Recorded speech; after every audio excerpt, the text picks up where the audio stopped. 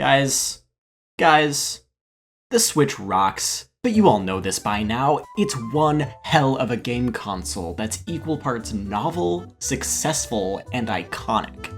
Nintendo loves their console gimmicks, motion controls, the Wii U gamepad, their 3D effects, but the Switch's gimmick of being a hybrid console is so cool and revolutionary that it's less of a gimmick and more of, this is the next logical step for the future of video games.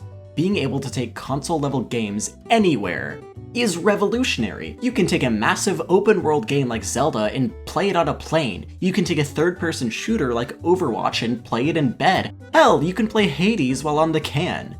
In the months and weeks leading up to the Switch 2's launch, every time I turn my Switch on, I think to myself, man, this little guy's time is almost up. And what a time it's been. Watching directs, playing new games, and constantly begging for them to add some gosh darn menu themes has been incredible.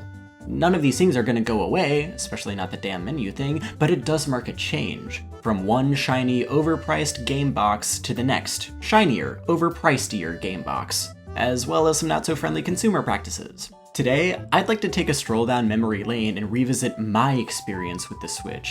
I want to take a look at every single game I played on it and rank them. I'll be talking about everything from games I haven't touched in years, ones I think of constantly, buggy messes, newfound addictions, letdowns, indie darlings, and masterpieces. I'll be talking about first-party Nintendo games, as well as second and third parties.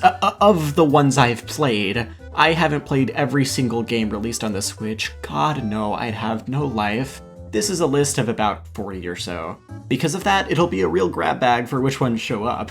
Will the next one be one you loathe? Will it be one of your favorites? Will you have ever heard of it before? That's part of the fun! Ooh! Before we start with the full-on ranking, we've got 5 other games to talk about. Games that I can't quite rank like these others.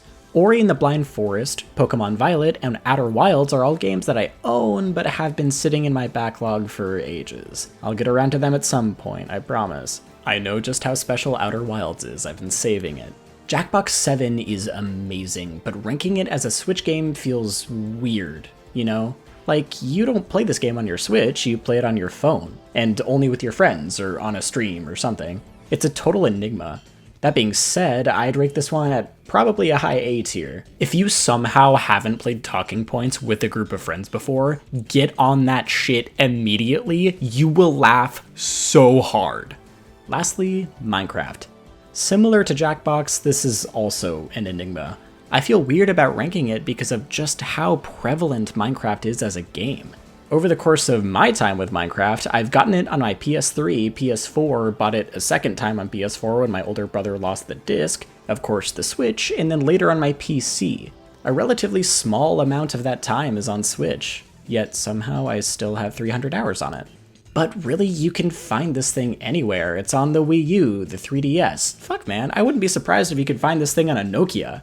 Minecraft transcends consoles entirely. It was here before the Switch, and it will be here long after. But if I were to rank it, easiest top tier of all time, Minecraft is a strong contender for the greatest game ever made, and I feel like you don't even need me to state a case for it. Okay, with all that settled, on to the actual ranking. Disappointment in the game of life! I picked up Manaspark for like less than $2 when I was bored on the eShop one day, and it's worth every penny. I think this game is kind of lame. It suffers from a lack of interesting ideas, which means that it doesn't set itself apart much from other roguelikes like it. It's really slowly paced, the fantasy world does the job, but no more than that. And that title, Manaspark? Really? Is that the best you could do? That's the most generic sounding title for a video game I've ever heard. I do have to give you some credit though, it's not as bad as Triangle Strategy. What's next? Square attack? Pentagon action? Dodecahedron procedure? Good lord, guys. Jokes aside, I wanted to get this game in the first place mainly because of its art style. High detail pixel graphics look great, and this game is no exception. It's rather simple looking, but it's pretty. I mean no ill will towards the studio. Any game being made is a miracle, especially an indie game, but nearly everything about this game didn't work for me. SpongeBob, you hook $3 million on the backswing! Another Crab's Treasure looked so promising. A game marketed as nautical Dark Souls with crabs seems impossible to fail, right? Conceptually, yeah. The game is so damn charming, with great combat and humor, stellar atmosphere and aesthetic, I mean great everything.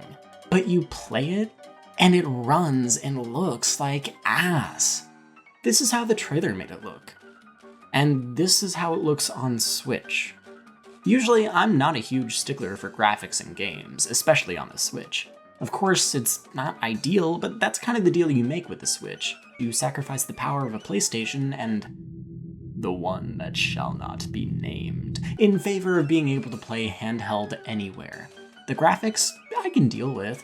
What I can't deal with is how this game runs. Frame dips are literally every 2 seconds. The game chugs when you're simply just walking around. It's even worse when you're in combat because you'll often block or dodge at the wrong time because the frame rate slows to a crawl and then catches up with itself. You're not only fighting the enemies, but also the system you're playing it on, not to mention the amount of bugs. There was this glitch with the big boss of the first main area where she scoops you up in this T-infuser looking thing and just spins you. Forever. Just forever. No way to stop it and reload from your last save, so you have to close the game entirely. And when you get back there, the same thing happens again. By the time I beat her, I was just fed up with this game and stopped playing it. Thought I'd wait until it got a performance patch, but it's been over a year and it still looks and runs the same. And now, barely any better on Switch 2. It just sucks, because you can clearly see the delightful game underneath all this, but it just pains me too much to deal with everything else. Are you real? Did you just ask me if I was real? I was disappointed with the Scott Pilgrim game. For a franchise that is so consistently amazing, this game did not deliver like the movie, the comics, and the anime. The controls are clunky and really frustrating. There are a number of glitches that, again, make it frustrating, though the genre of game, I find, I do enjoy. Plowing through hordes of enemies and beat-em-ups is quite satisfying, especially when you're playing with a friend. I've got some good memories playing this with friends of mine. Definitely makes it easier to take the problems with it if you're laughing at them instead of pulling your hair out. Best part of the game though has gotta be the music. What did they put into this shit? This is like the cheesiest yet purest video game music out there. Another Winter specifically is an all-timer. I hear that this game had a pretty rocky development. Ubisoft wanted to rush this game out to release it alongside the movie, so the developers had less than a year to put this whole game together. Not to say that the working conditions of the artists were worth it, but they made something truly impressive with the time they had. Not to mention the fact it was delisted from digital stores in 2014, meaning everyone who bought the game could no longer play it. Until it magically returned in 2021, but that's still wild. Might be time to start investing in physical media before they take away all the things we love. Streaming services have already been doing it for years. I admire this game a fair bit, but a rocky game is still a rocky game, no matter the interesting story behind it. Okay, literally the day of recording this, they announce a new Scott Pilgrim game out of f***ing nowhere. One that looks gorgeous and seems like it plays way smoother. If they give the team enough time this time around, we might have the Scott Pilgrim game we were supposed to have. Holy shit, 2026 cannot come soon enough. And now, the end is near. It's so I face. Mario Maker 2 was another game that I really wanted to like, but alas, it was not meant to be. I'd always been a fan of user-generated content games, so this really confused me, and I think the problem is just as simple as I don't like platformers too much. Something about them, Mario platformers especially, have rarely grabbed me. I'm just not engaged by them. Wish I was, but I'm not. I wish I had more of a reason beyond that to dislike this game though. The best I can think of is that when I played Little Big Planet as a kid, it kinda set the standard, and nothing has been able to capture that same magic since, or even scratch the same itch, for both platformers and UGC games. Essentially what I'm trying to say here is that the reason I didn't love this game was the fact that it wasn't exactly Little Big Planet. I wish I had a better reason too, but that's what I got. I swear to God, if there isn't another Little Big Planet before I die, I'm going to come back as a ghost and my unfinished business will be to haunt every single employee at Sony until they make another. I will pull A Christmas Carol on Hideaki Nishino if I have to. Dr. Zayas, Dr. Zayas. Dr. Zayas, Dr. Zayas. Next, but not last in a line for platformers I overestimated the enjoyment I would get from, is Donkey Kong Country Tropical Freeze. Much of the same for my Mario Maker 2 placement applies. I'm not a platformer guy, I wish I liked this game more. Honestly, I find it frustrating that I don't because this game is gorgeous! The backgrounds have so much detail, it looks so clean and crisp. This isn't a game I would play myself, but I've caught myself watching a playthrough of it a couple times. Oh, I hope we're not gonna do the bit they do in every crummy car chase scene where the car hits a fruit vendor's push cart. Yoku's Island Express is a pinball Metroidvania game. It's weird and quirky, and I thought that sounded intriguing, so when this game went on sale, I picked it up and played it for about an hour or two before I realized this game just isn't for me. The movement is unique, yes, but it's also really tedious. I find it really annoying to know exactly where I need to go, but because I pressed the bumper half a second too early, I end up going the complete other way, and I have to get the ball back to the same place just to attempt getting to where I wanted to go in the first place. I totally see the appeal of this game. It looks gorgeous, and its bug characters are super charming, but when the main gameplay just doesn't hit right, there's not much I can do. I love Animal Crossing, but if you held a gun up to my head and asked me to play it again, I'd say go ahead and shoot.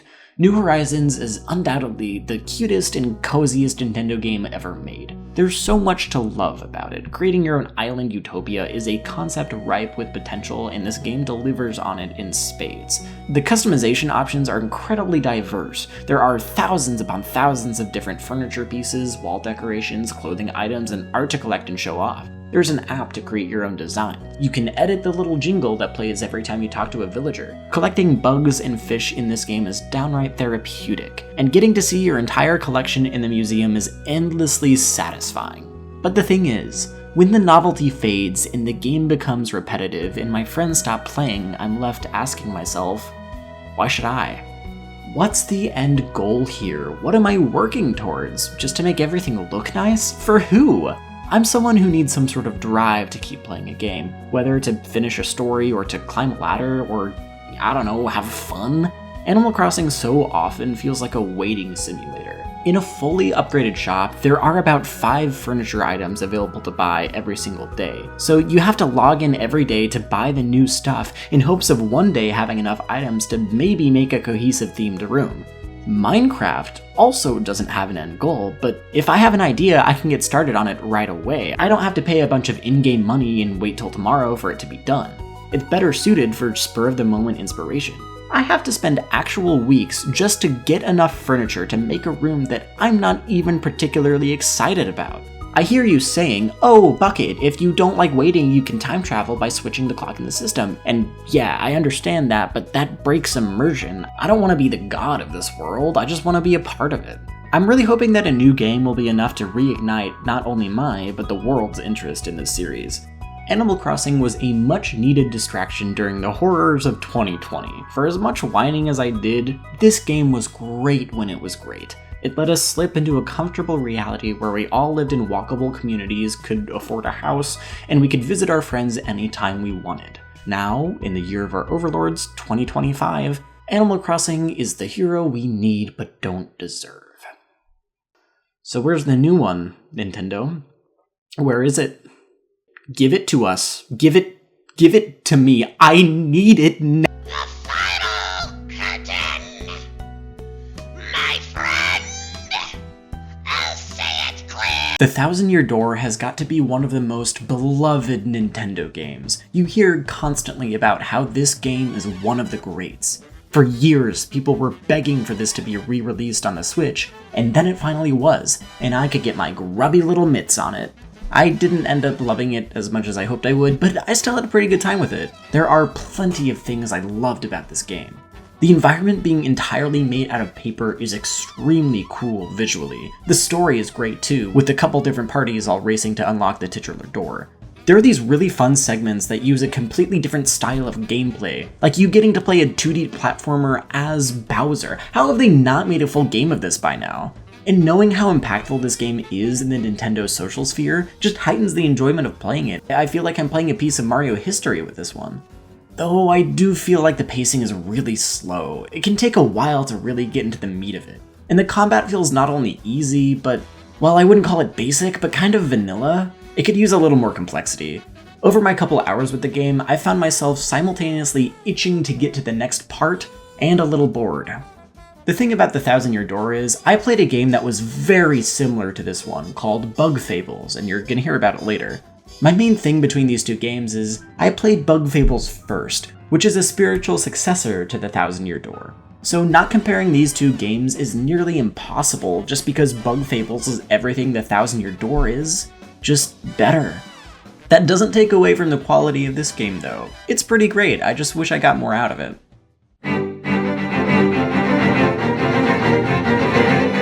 The best part of Link's Awakening is the opening cutscene. I cannot tell you how much I need a Zelda movie in this art style. Scrap the live action Zelda, it has to be this or it's gonna be a bust. Link's Awakening was pretty good. The plastic toy aesthetic is really charming and it works especially well because it's a remake of a 30-plus-year-old game. It feels more playful, less serious like some of the newer Zeldas. The gameplay isn't anything special, but that's about what you'd expect from a Game Boy game. The dungeons, though. Ooh, the dungeons. I finally understand why people say they miss these kinds of dungeons from open-world Zeldas. Dungeons in this game are so tightly and intricately designed. Its way of putting puzzles inside more puzzles makes going through each one of these super rewarding. You really gotta think outside of the box for some of these. Each one ends in a stellar boss fight. They make you use your moveset in ways you'd never considered before. They act more as puzzles instead of boss fights, which make them perfect bookends to these sections that are all about puzzles. But enough glazing, I have some complaints. The controls are more than a little bit wacky. You get a hotbar that holds 2 items, and that is just not enough. You have to pause the game every 2 minutes and switch them out when you need them. If you're not gonna let us use the D-pad to move, which is aggravating by itself, let us use it to switch items on the fly. Also, the price. $60 is a lot for a remake of a Game Boy game, no matter how good it looks. It really should have been $40. That's the sweet spot for a game like this. Of which I'm certain I've lived. I played Mario Kart 8 Deluxe for about 100 hours the first month I got my Switch. The only other times I've touched the game have been with friends. A lot of that is due to just how long the release gap has been between this one and World. I remember playing this on the Wii U at my friend's house in 2014, 11 years ago. The game has just gotten stale by this point. It's Mario Kart, it's great, but it's the same old Mario Kart.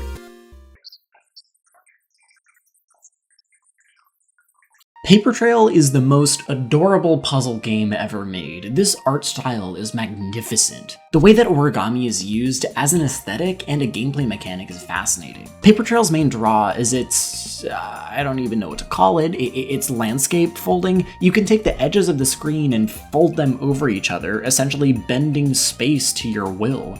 Wildly imaginative. Shout out to puzzle games with mind-bending mechanics, gotta be one of my favorite genders. The controls can sometimes be really finicky if you're playing with a controller, but luckily this game was made with touch controls in mind. In fact, I'm sure it was designed to be that way from the start, which makes Paper Trail one of the few games you can play on the Switch as just a tablet, and I think that's pretty novel. I lay it all on the table. Musket and quiver and bow. Castle Crashers is exactly what I hoped Scott Pilgrim would be. A beat 'em up with a ton of depth, quickly paced action, overflowing with charm, and without any of the clunky controls. I could easily see this one bumping up a whole tier when I actually get around to playing more of it. A friend of mine suggested that we play through the entire game in one sitting, and I'm just waiting until we're both free to do that because this is one hell of a co-op game. I'm really looking forward to playing more of this one.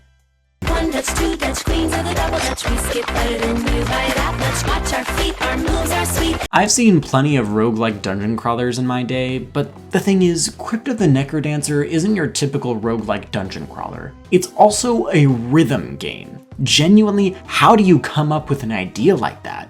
Every move you make can only be made on beat to the music, which the music is also amazing. It changes combat in such a unique way and allows for some really great boss design.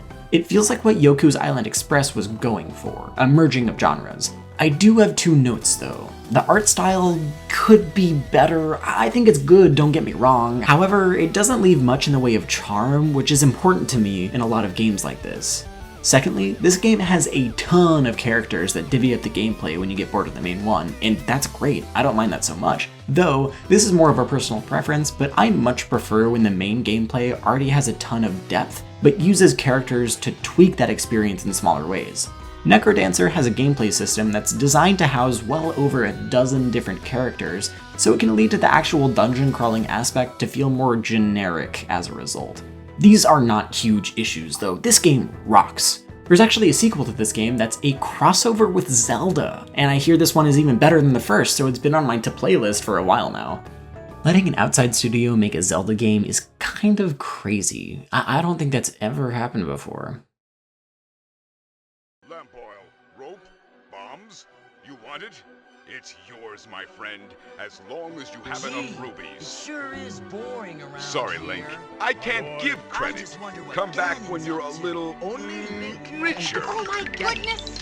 Great. Find me, Link, and I will make your face the greatest in Korodai. The birds are singing. I wonder what's for dinner. Oh boy!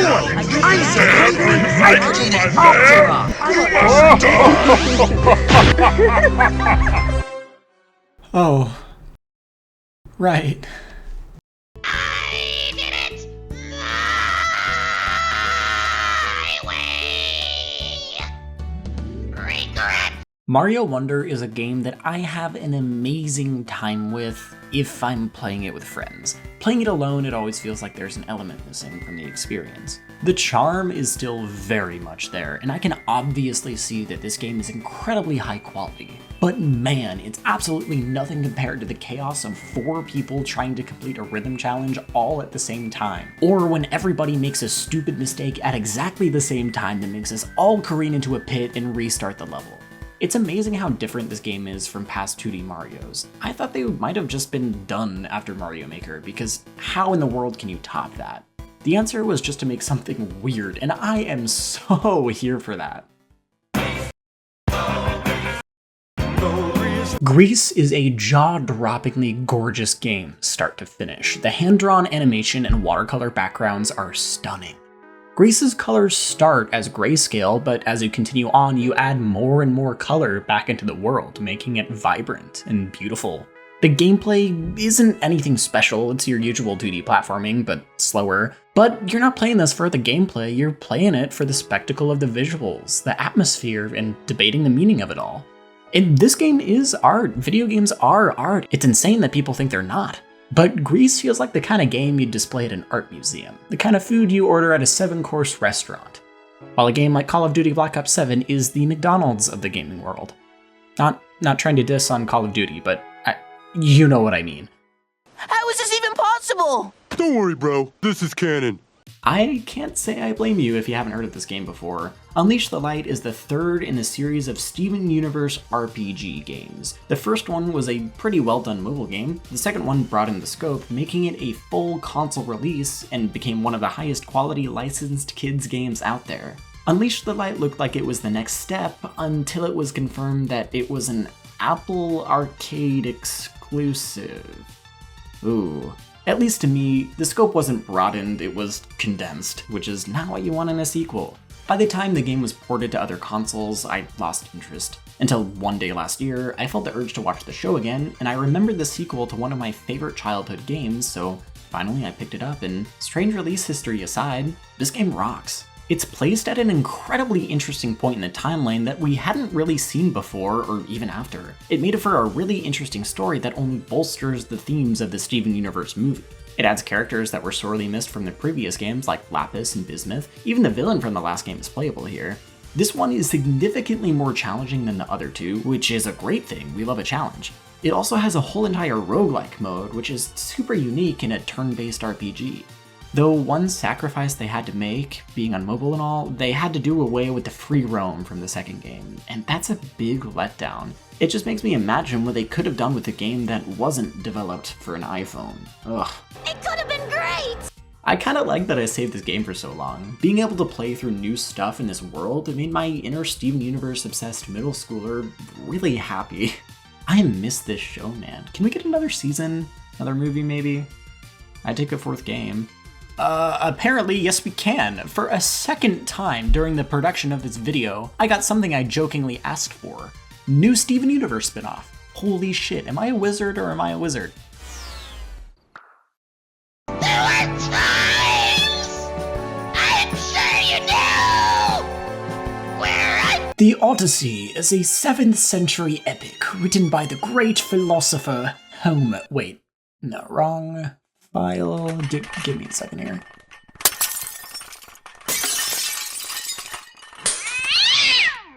Epic the Musical is an adaptation of the Odyssey through songs made by Jorge Rivera. Wrong one again. Okay, no mistake starting now.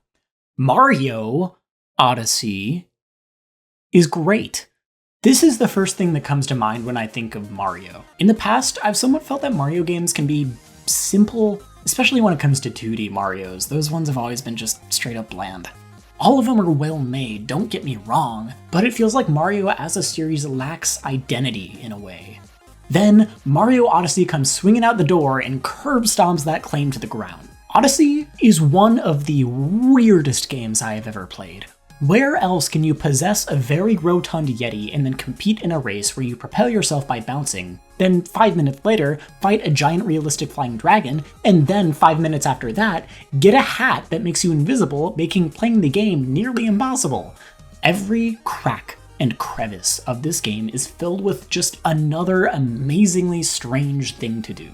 And for at least the mainline Mario games, that's their identity now. Weirdness. You come to Mario games for wacky ideas, absurd concepts, and bizarre gameplay. I'm really getting my thesaurus out for this one.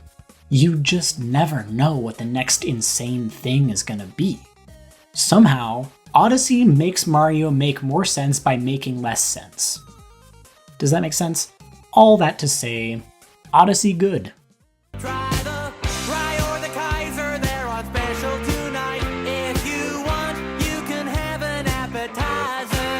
Rayman Legends is just an amazing 2D platformer, and that's really all there is to it. Something about running through these levels and grabbing every collectible just scratches the exact right itch for me. I really enjoy the pacing too, it feels like you can zip right through these levels lightning fast.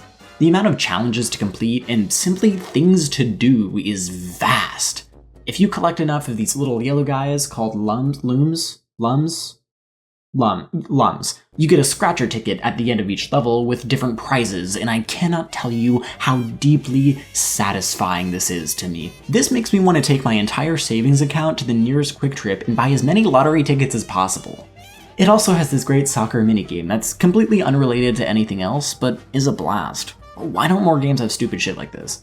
Best part of the game though has got to be the music levels. Blasting your way through enemies and timing jumps to the beat of Eye of the Tiger or Black Betty while absolute carnage happens around you is unreasonably fun. I'm usually not the biggest completionist, but I've 100% of this game twice. If that's not a sign of a good game, I don't know what is. No, not Sword. shield! Pokemon was always something that I'd wanted to get into, but never had the opportunity until Sword and Shield came out. I wasn't gonna get it for myself originally, but a friend let me borrow her copy of it. And let me tell you, I ate this shit like lunch. It's so enjoyable collecting all these little guys and adding them to your team, especially naming them. I cannot stress enough that half of my joy from this game was naming each of my Pokemon. Getting to see all the Gigantamax designs for the Pokemon was always really fun. The music was also fantastic, especially the one song that plays only during gym battles. The core gameplay is just so polished with the sheer amount of variety of Pokemon and types and moves. They've had over 20 years of games up to this point, so it's no surprise they've perfected it. The wild areas really should have been more prevalent though. It's this kind of big one, and that's it. That was a genuine letdown. Now that I have my Switch 2, I might finally take a crack at Violet, which, funniest story, the same friend that lent me Shield also straight up gifted me an extra copy of Violet, and then I played Pokemon X on another friend's DS, so all of my Pokemon experiences have been thanks to other people. So, thanks, guys. More than I could chew! To do it all! 10 years ago, if you told me that a Mario Rabbids crossover game would be this good, I'd tell you you're full of shit. But somehow, this is a wildly entertaining game. The tactical RPG gameplay is ridiculously satisfying. Finding ways to rack up the most damage possible in a single turn is a great feeling. The music in this game is also unreasonably good. I haven't actively played this game in years, but the tunes from it still get stuck in my head from time to time, especially that battle theme. Something I really appreciate about this game is the difficulty. The big final combat challenge in this game has you face off against 11 of the game's bosses in one battle. Truly a wild thing for the game to expect you to do. But it's very possible, and again, incredibly satisfying to pull off.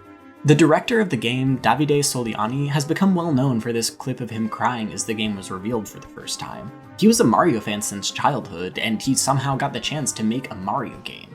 Imagine having your childhood hero come on stage and praise the game you made. That's nothing but heartwarming. You can tell there was so much passion put into this game. It's proof that something amazing can come from anywhere, even as something as weird as a Mario Rabbids crossover. Anyone can cook, and boy did they. And the mystery is... Bug Fables is everything I wanted the Thousand Year Door to be. It feels like they took all the people who worked on that game and plopped them down and said, make a sequel, but without Mario. And this is what they came up with. Every aspect of the Thousand Year Door is here in Bug Fables, but just more and better.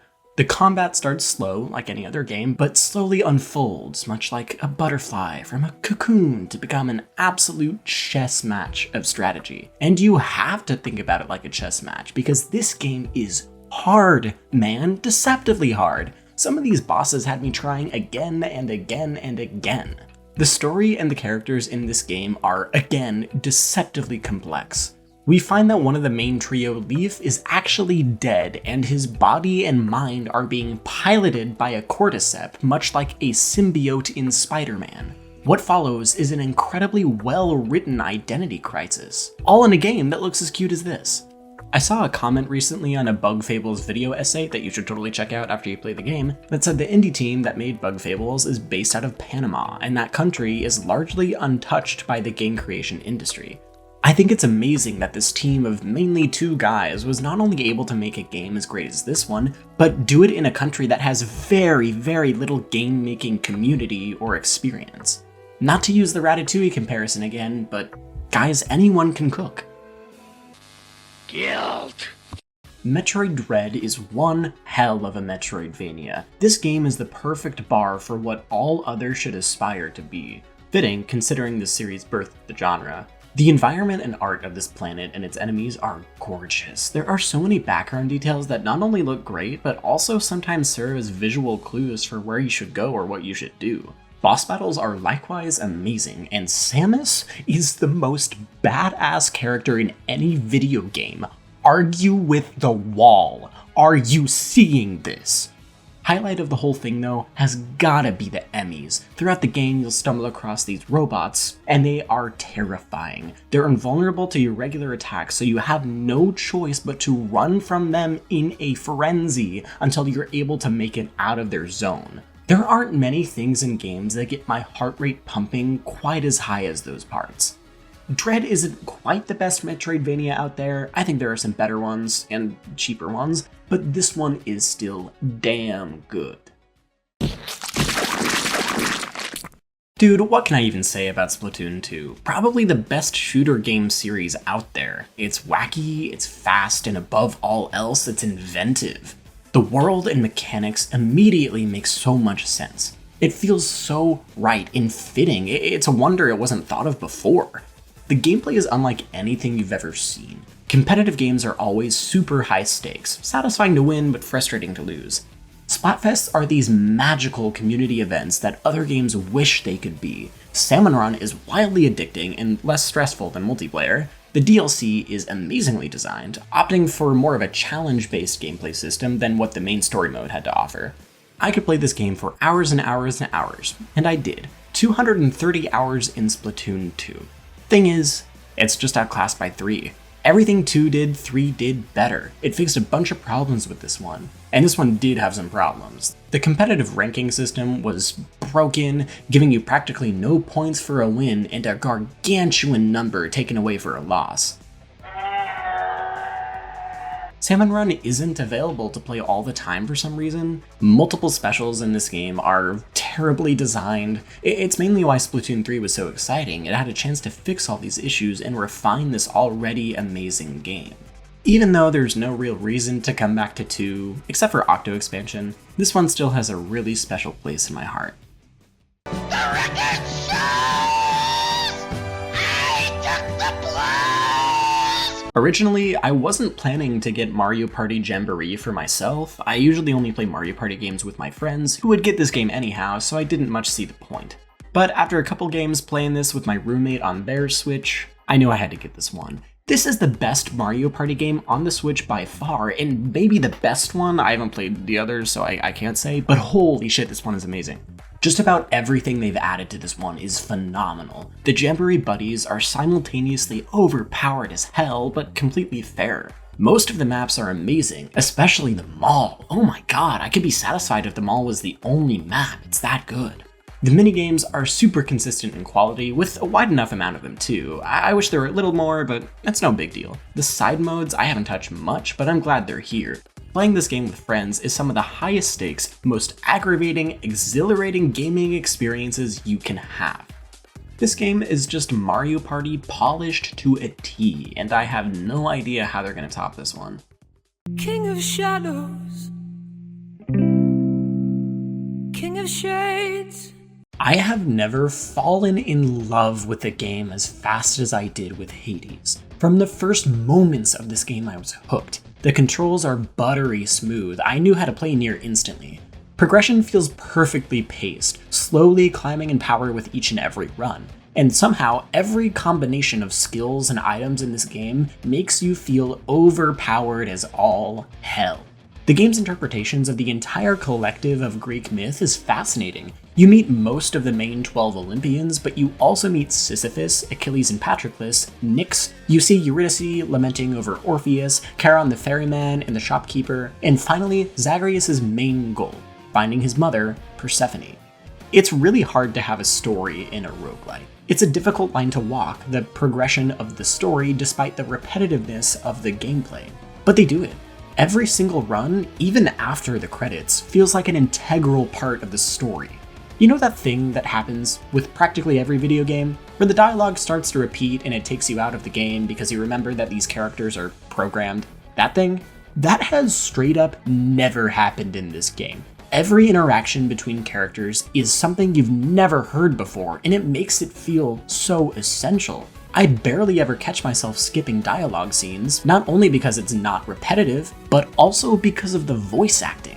The voice acting in this game has this certain quality to it that I just can't describe. It feels so authentic.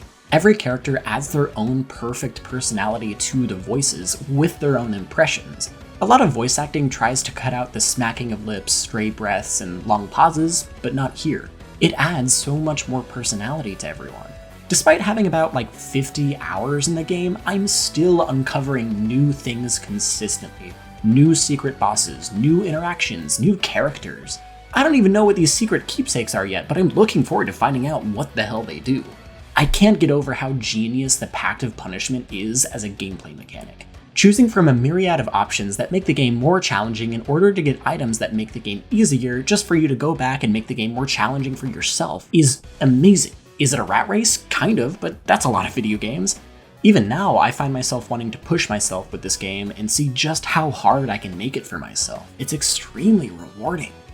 Hades is a game I just got back to playing in the process of writing this video, and it's jumped up several spots from where it was because of that. I like guns. I like guns. I like guns. Holy shit, Enter the Gungeon is electrifyingly fun. There's so much charm in this game, from the art style to the humor to the gameplay. There's a gun in this game that's a shotgun shell that fires shotguns that fire shotgun shells. The amount of depth this game has is unreal. I have almost 100 hours in this thing, and every time I play, I'm still finding new things. Like, what does this fountain do? I have no fucking clue, even after I've used it. This game has so many items, and I'm gonna take a second to list some of my favorites. You unlock the unfinished gun pretty early on. If you get 100% completion, it turns into the finished gun. There's this cute little stupid looking pig that does nothing until you lose your last heart. Suddenly, he will take the final bullet for you and you'll respawn with full health. There's a gun called the lowercase r that has dozens upon dozens of synergies with other items that change not only the damage it does, but the words the guns spell when you shoot with it. Throughout the game, if you leave items in a room unattended, this rat will come out and steal them. You can actually fight this guy. The way to do it is unbelievably convoluted, and I'm gonna risk fainting by explaining all of it in one big breath right now. So after you beat the main stories of each of the 4 main characters, this key appears in the shop on floor 2. It costs 1,000 damn coins to buy, but you can chip away at it run after run. Well, in the process of doing that, you have to go around collecting these notes from the rat himself, and you've done enough runs to buy the key. You have to look for a room on floor 3 with a bunch of regular rats and then run around that room looking for a gate. Open it with a regular key that leads you to a secret floor where you have to open these secret doors to put in that key from earlier. You're led to a maze of rooms, and this is where the notes come back. The notes direct you to which doors you should take. After that, you can finally fight maybe the hardest boss in the game. 3 phases that end in a damn punch-out segment where you can steal back everything he's stolen from you. Oh, and you can kick around his dead body after you kill him. Oh, you get what you deserve, vermin. I don't know how anyone is supposed to just figure that out.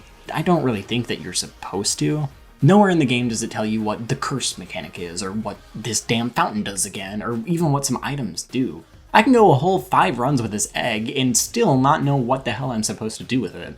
This is one of those games you need a wiki for by your side to play it, and I don't like that. Sometimes that's good, it leaves mountains of things to discover, but other times I'm just left wondering why this thing that is happening. Would it really be that big a problem to be transparent about some of these things? I don't really want to have to stop in the middle of the game to look something up that'll ruin the lightning fast pace. Though, honestly, that is just not a big deal at all. This game is a wild ride. It's funny, but I honestly think the lowercase r is a perfect encapsulation of the game. It's very silly, very deep, and very, very gun.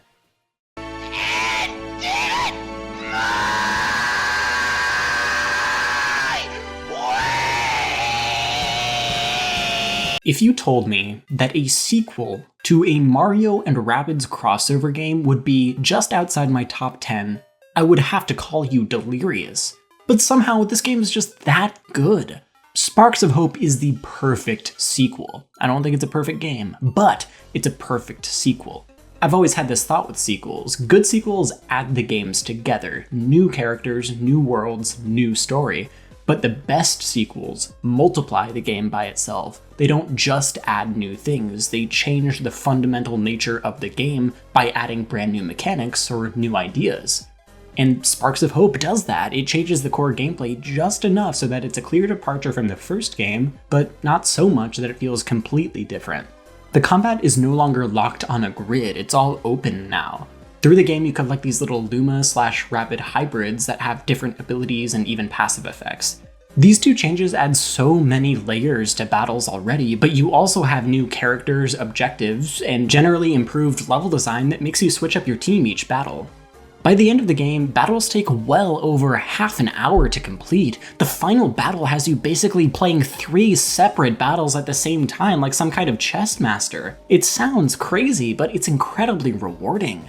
Sparks of Hope also has a much improved open world in that the world is actually open. The first one is really linear, a straight line to the next objective. In this one, there's practically a minefield of NPCs to talk to, puzzles to do, extra objectives to complete, and it never feels like too much. All of it feels like it's worth doing. I can't say the same for Kingdom Battle.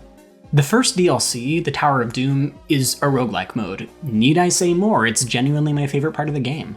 The second DLC is also excellent. It's basically just a whole extra chapter of the base game, but racks up the complexity of the combat even more. Battles can take 45 minutes to complete. The third DLC was the one I was most excited for, the one with Rayman. I hate to say it, but I didn't love this one. Concept-wise, it's fantastic. Rayman, Rabbid Peach, and Rabbid Mario take a trip to the Galactic TV Broadcasting Network and have to battle to improve their ratings. The problem comes from the battles. They reset all the levels of these characters back to 0, which on one hand removes much of the complexity that makes the rest of the game so good in my eyes, but on the other, it allows them the opportunity to make tighter designed battles. They do some really interesting things with that in the bosses, but it leaves normal battles feeling a bit bland.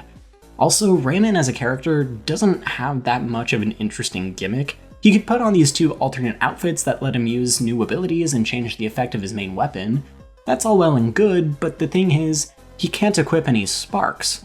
So functionally, he feels like any other character, just with like 2 more abilities.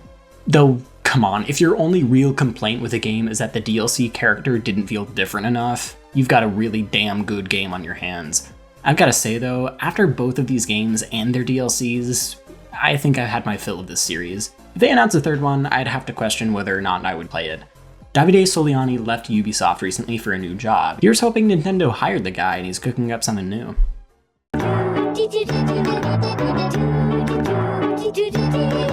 Nine Souls blew my socks off. What's funny about this one is that there was another game called Path of the Teal Lotus that looks super similar to Nine Souls that came out right at the same time. A Metroidvania with heavy Eastern influence with art styles that look near identical. I wanted to play both of them, so I quite literally flipped a coin on which one I got, and it told me to get Nine Souls, and I am glad it did because a game this good is hard to beat. Though I'm sure Path of the Teal Lotus is also great, it's still on my list. Nine Souls gameplay is really unique. It uses parry mechanics, which I tend to loathe in games, but here it works. When you parry, there's a sweet spot that blocks all damage and a sour spot that damages you, but you can recover that damage over time, if you don't get actual damage again. This one change improves a game mechanic that has felt awful to use forever. It's the perfect line between forgiving and punishing, and good lord this game is punishing. This is the hardest game I have ever played. The bosses make you want to tear your hair out, and when finally you beat them after 30 deaths, you put the controller down in relief. And you watch in abject horror as the boss's HP meter fills all the way and Phase 2 starts. The world aesthetic and art style is extraordinary. It really captures that classic Japanese printmaking look while also being this incredibly advanced sci-fi world. The game's developers describe it as Tau Punk, which, yeah, this is Tau and this is punk. Each of the game's bosses, as well as areas, represent an aspect of Eastern philosophy, and as your encounters with them grow, you see how these views clash with the main character Yi's utilitarian worldview. The story and lore get a little bit lost in the shuffle between the gargantuan amount of dialogue between characters. You tend to overlook the traveling across the stars and the thousands of years of history and the transfiguration technology and the virus that's killing everyone on the planet. I'll just go watch a video essay that ties everything together instead. Nine Souls came out of nowhere and blew me away. Great style, great characters, great soundtrack. This game fucks. He's fine. As much as I wanted to put Nine Souls at number 9, I just couldn't. Smash Bros is that good. Christmas 2018 was when I got my Switch, with a copy of Super Smash Bros. Ultimate. I remember all the excitement around it at the time and how cool it looked to me as a baby Nintendo fan. I'd been a purely PlayStation kid up until that point. So much of my enjoyment from the Switch started with this game, and it made a perfect impression. I'm not even sure what to say. It's Smash Bros. You know it, you probably love it. An incredible amount of depth for a fighting game, too many characters to count, all with movesets that are easy to understand but take time to master, an abhorrent amount of things to do, a myriad of options for tweaking the game just how you want to play it, with gameplay that is so fundamentally satisfying that it is a genuine challenge to not play just one more round. Each time I think I'm done with Ultimate, I'll find myself teaching a friend how to play, or attempting my 14th World of Light Nuzlocke run, or learning yet another new character. This is one of those games you come back to time after time after time, because it's that good. With your lucky stars that guide you from above. Sea of Stars feels anachronistic in that it's a pixelated 16-bit turn-based RPG that belongs right in the 90s, but made in 2023. Even though I was born in the 2000s, this game still feels nostalgic somehow. It's essentially your typical RPG, but polished to a T. Best part of the game has gotta be the combat. The system is wildly intricate, so prepare yourself as I explain it like a mad scientist explaining how he was able to fit the mind of a squirrel in a human body. Every attack or action you make in battle cues more commands. If you press the attack button when the hit lands, you do more damage. With more powerful skills, it essentially becomes a small minigame. Deflect a boomerang, hold down the button and release it for more power, press the button to keep a combo going for as long as you can. It could be so easy to not add these details, but they make the combat much more engaging than they would be otherwise. There's also this unique lock-breaking system. Sometimes enemies will charge up more powerful attacks, and depending on these little symbols here, you can use specific skills or attacks to stop them from pulling it off. Some of these damage types can only be used by channeling these tiny orbs on the floor that only appear when you use a regular attack. I should also mention that using a regular attack also gives you 3 mana for your skills. Battles in this game become a 3-way mixture of resource management, puzzle solving, and your typical turn-based combat. It makes every battle feel different and important, and the deeper you get into the game, they add more attack variety, more characters, and more damage types, elevating this already intricate system at a steady pace. The world of this game is completely nonsensical. They throw in every fantasy trope against the wall here, though I don't mean that in necessarily a bad way. In one of the more duller areas of the game, you'll find this town of mole people and fight this ostracized mole kid. And later on, you'll sail across the Sea of Stars and the art style changes as reality starts to break and the whole genre of the game switches from fantasy to sci-fi as you're hunting down the main villain on another planet, or possibly even dimension. You have literally no idea what's going to happen next. A lot of these individual sections are great, but looking at the whole picture, the world feels so disjointed. A lot of these issues leak into the story as well. The game suffers from heavy PX syndrome. That is to say, Princess in Another Castle syndrome. You keep tracking down these monsters called Dwellers, and your party is like, alright guys, we just have to take this one guy down and then we can go kill the main villain guy. And then it keeps going on and on and on, and you go take down more Dwellers because the main villain guy keeps making them. That same thing happens like 7 times, and you just have no idea when the story is going to end. It feels like you're running in circles. Though even with the PX syndrome, there's a great story. A bunch of twists that are genuinely surprising.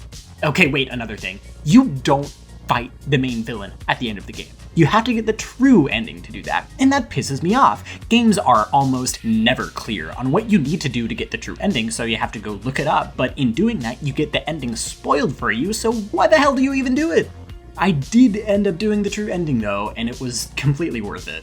All the side content was so essential, and it really laser focused on the characters themselves. And each one of their stories culminates in a crazy combat challenge, especially the one where it ends in a Coliseum fight. Holy shit, I love Coliseum fights in games, they are so goddamn fun. And when you finally finish it all, the shit they pull is shocking.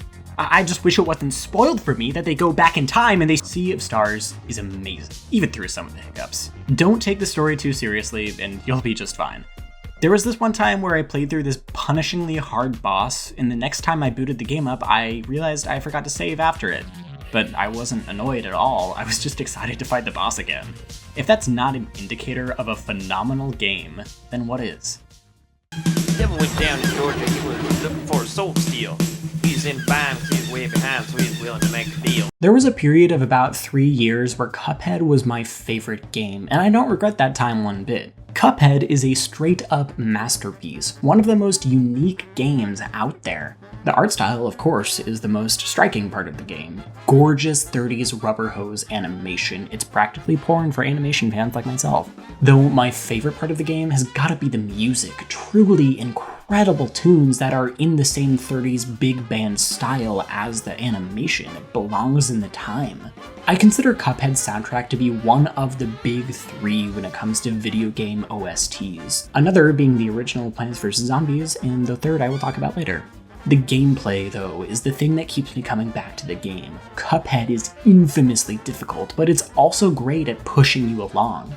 This progress meter is the thing that keeps Cuphead from feeling punishing. There's no health meters, but you know every time you die exactly how close you are to beating a boss, and it makes you feel so motivated to try again and again and again until you are finally able to beat the living hell out of this damn flower. Or train. Or moon. Or living can of beef. Cuphead is a strange game. It's a very special one though, and well worth the headache to play it. You must continue your journey without me. There has been no game that's impacted me as much as Spiritfarer has. Few games are so visually beautiful, musically excellent, and exciting, yet peaceful. And no game has the same emotional impact.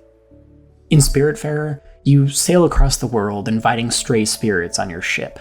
During their stay with you, you'll go to the ends of the earth to do everything for them. Fish, cook, reunite them with their loved ones, farm, build homes for, and connect with. You get to know these lovely people's stories and lives. You get attached to each and every one of them.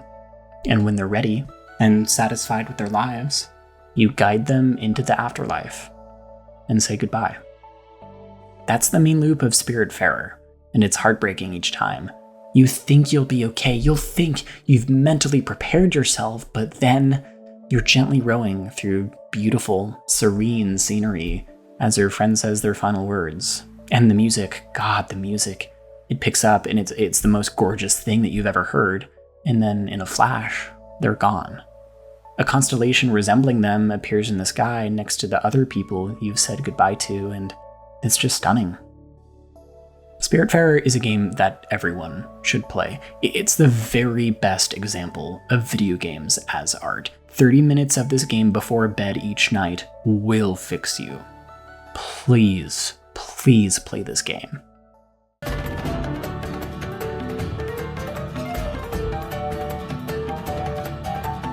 Breath of the Wild is the magical gaming experience everyone says it is. Its open world is equal parts serene, sad, chaotic, atmospheric, even epic. One thing I love this game for is the weight of everything. As you venture into Hyrule, you stumble across the ruins of countless towns, you see people fighting off monsters, and you see just how many lives have been affected by the calamity. Even the goddess pleads with you to save Hyrule. You feel the weight of the world on your shoulders. It feels like a Greek tragedy. No game has been able to fully pull me into the world like Breath of the Wild has, except for maybe the number one spot on the list. Breath of the Wild is video game magic. Tears of the Kingdom. I don't know how to feel about this game. Genuinely no idea how to compare it to Breath of the Wild. I think I had more fun with this one. I have problems, but for every issue there's some sort of rebuttal. Like the reused map.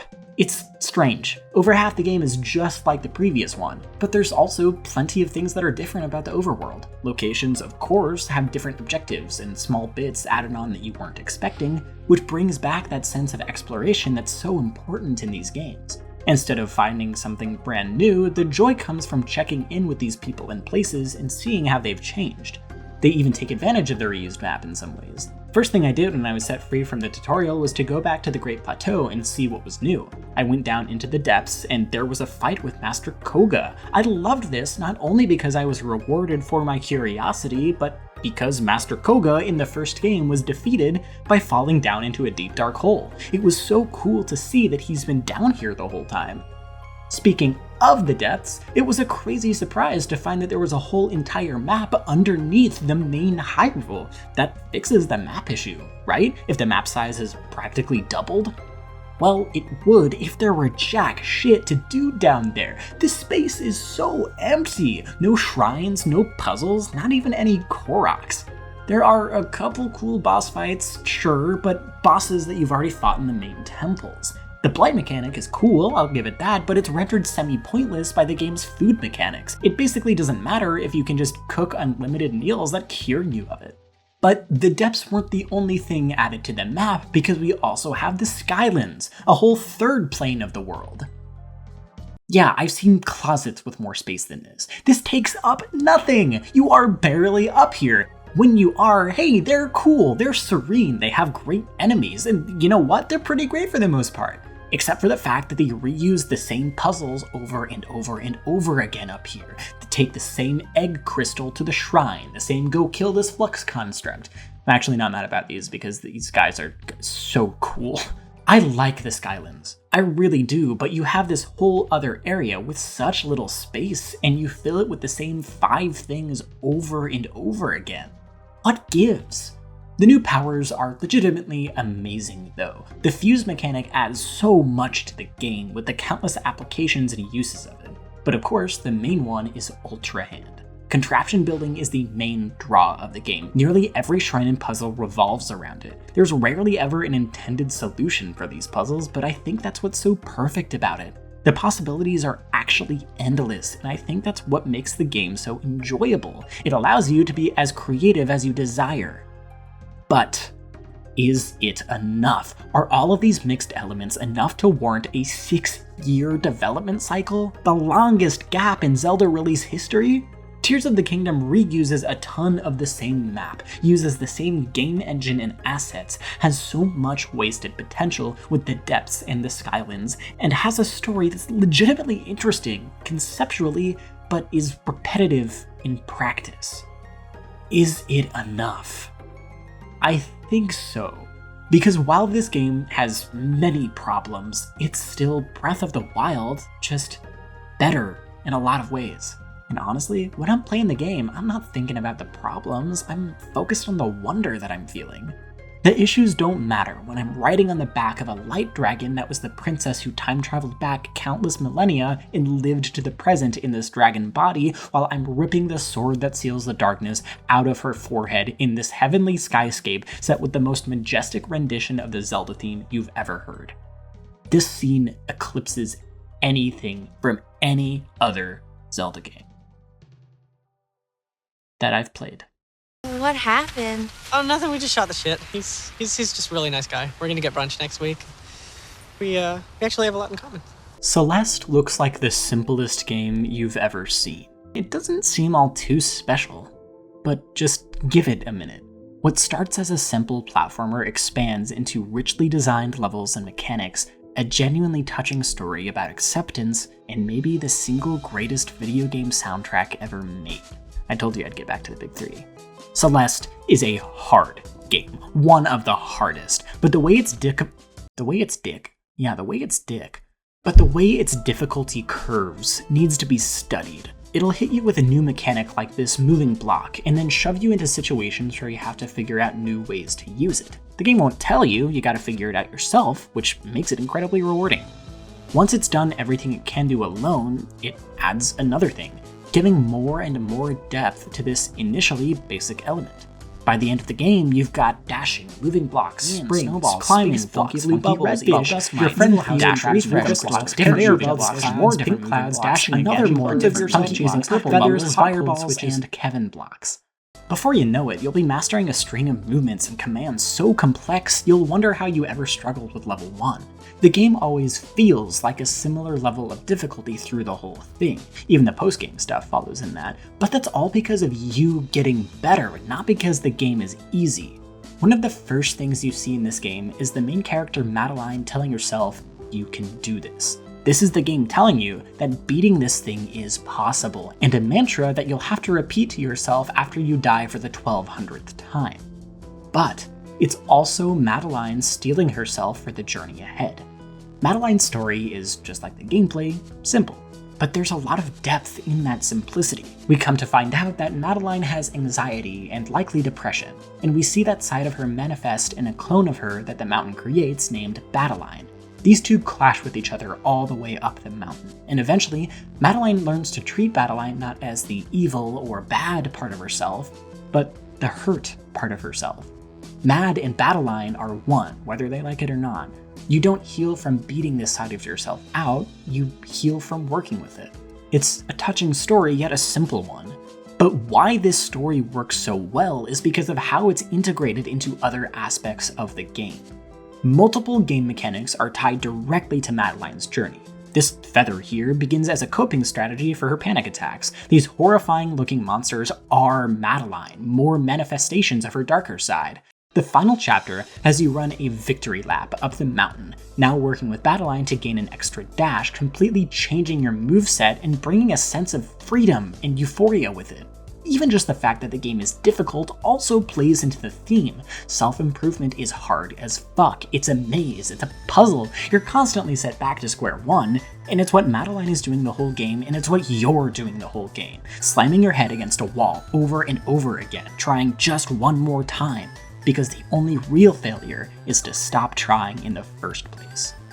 The music also accompanies Madeline's story perfectly. She has her own piano leitmotif that's sprinkled in just about every track. Sometimes it's corrupted by Madeline's synth sound, changing it from a hopeful melody to an anxiety-fueled one.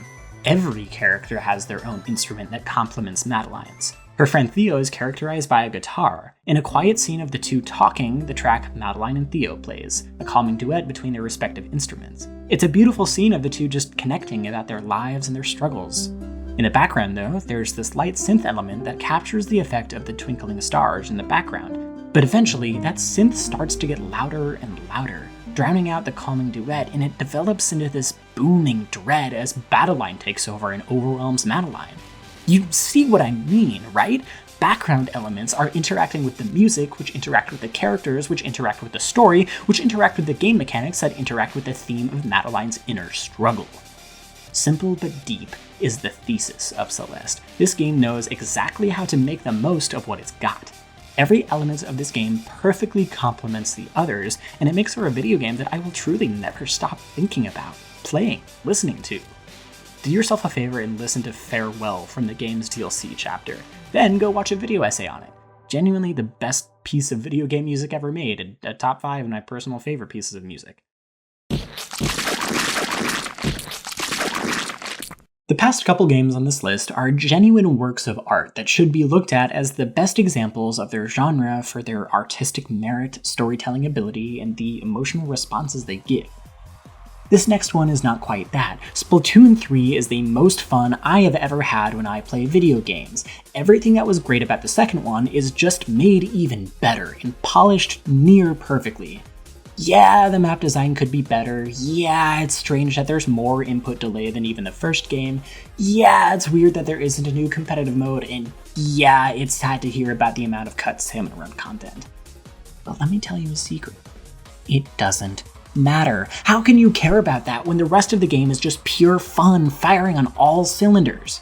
Multiplayer is the same as it's ever been, just with a new array of specials, and better designed ones at that. Nearly every weapon is balanced so well, you can climb the highest ranks with whatever you like. There are many more types of rotations added, meaning you can practically play any mode you want. Salmon Run's got new bosses and brand new mega bosses, as well as an egg throw mechanic, as well as having their own Splatfest-like event in big runs. These new additions really make this game mode feel full. In Splatoon 2, it felt like a side mode. Salmon Run in 3 feels like half of the main game. In fact, I spent much more of my time playing Salmon Run than regular multiplayer. Side Order is the greatest DLC I've ever played. Making a roguelike Splatoon game is something that feels way too good to be true. It's like a wet dream in video game form. Even the single player is vastly improved. I hated the single player in 2. It felt so unbearably boring. It was a slog. This game's single player is comprised of brief but difficult challenges. The finale is an insane ending that ties other elements of the series together in a really captivating way. The music is fantastic as always. The addition of messing around in the lobby while looking for a game is wildly convenient. Splatfests have some problems, but they're still undeniably exciting events. Especially the last one, the Grand Festival. Oh man, what a great send-off for this game. Splatoon is just fun. That's the main takeaway. Ridiculously satisfying and varied gameplay is what it does best, and that alone makes it my desert island game. No contest. Well, maybe a Little Big Planet 2 in its prime, but other than that, it's Splatoon 3.